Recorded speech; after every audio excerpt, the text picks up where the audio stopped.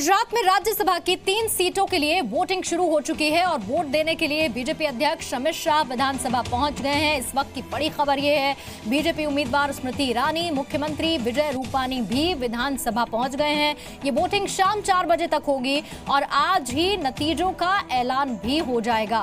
3 सीटों पर बीजेपी ने अमित शाह, स्मृति ईरानी और कांग्रेस छोड़कर आए बलवंत सिंह राजपूत को कैंडिडेट बनाया है।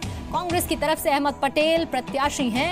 अमित शाह, स्मृति ईरानी की जीत तय है, लेकिन जो सबसे ज्यादा सस्पेंस है वो अहमद पटेल की जीत को लेकर है। कांग्रेस ये दावा कर रही है कि उसे 51 विधायकों का साथ है, लेकिन अब तक कांग्रेस के पास सिर्फ 44 विधायक ही हैं। कांग्रेस के विधायकों ने क्रॉस वोटिंग की तो अहमद पटेल के 5वीं बार सांसद बनने पर ब्रेक लग सकता है। राज्यसभा चुनाव के लिए हर विधायक को वोट देने के लिए 2 मिनट से ज्यादा का वक्त मिलेगा। बैलेट पेपर में विधायक को अपनी पहली और दूसरी प्राथमिकता बतानी होगी। सूत्र ये भी बता रहे हैं कि लिस्ट में जो सबसे ऊपर अहमद पटेल का नाम होगा, बीजेपी कैंडिडेट बलवंत सिंह राजपूत का नाम दूसरे नंबर पर, अमित शाह का नाम तीसरे नंबर पर, तो स्मृति ईरानी का नाम चौथे नंबर पर होगा और 5वें पर नोटा का विकल्प होगा।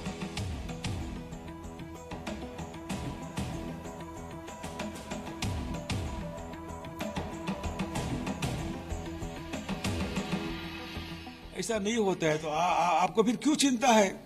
16 ज्यादा है तो आपको तो 45 चाहिए। दैट्स ऑल, बात पूरी। बीजेपी जो करना है करे।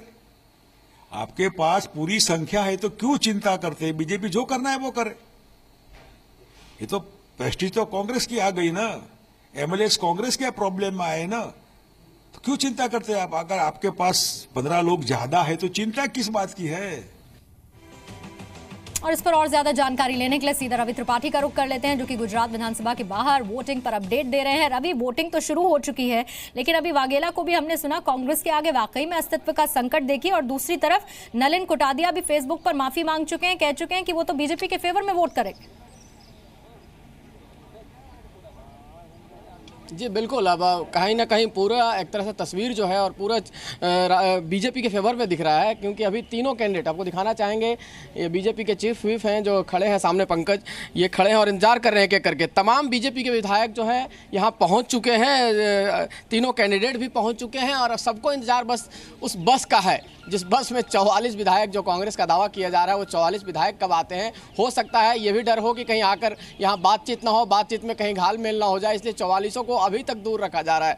हो कि ये कोशिश होगी कि बीजेपी के विधायक वोट कर निकले, 12 बजे के आसपास अपना मतदान करें, तब ले आया जाए, लेकिन कोई रणनीति उनका पता नहीं चल रहा, क्योंकि पूरी तरह से एक तरह से कहा जाए उनको दूर रखने की कोशिश, किसी से कोई संपर्क ना हो पाए, क्योंकि ऐसा माना जा रहा है कि 5 ऐसे विधायक अभी भी कांग्रेस के ऐसे हैं जो क्रॉस वोटिंग कर सकते हैं, और क्रॉस वोटिंग करने के बाद शाम में जब रिजल्ट घोषित हो जाएगा तो उसके बाद पार्टी से इस्तीफा दे सकते हैं। तो इस तरह की गुंजाइशें कई सारी और कई तरह के कयास लगाए जा रहे हैं, क्योंकि शंकर सिंह वाघेला जो हैं उनके साथ जो 7 विधायक हैं उनका कहना है कि वो बीजेपी के साथ जाएंगे। 2 जो एनसीपी के विधायक हैं वो करीबन तय हो गया है कि बीजेपी के साथ जाएंगे। जेडीयू के विधायक ने भी लगभग अभी तक तो पत्ते नहीं खोले, लेकिन ऐसा मान रहा है कि वो बीजेपी के साथ जाएंगे या वोट नहीं डालने आएंगे। तो तमाम तरह का कांग्रेस जो है सिर्फ एक कदम दूर है कहने को, लेकिन कई कदम दूर लग रही है कांग्रेस, क्योंकि कई विधायक अभी भी उनको डर है, संशय है कि 44 में भी टूट हो सकता है, 44 में भी फूट हो सकता है, जो शंकर सिंह वाघेला के संपर्क में पहले से हैं।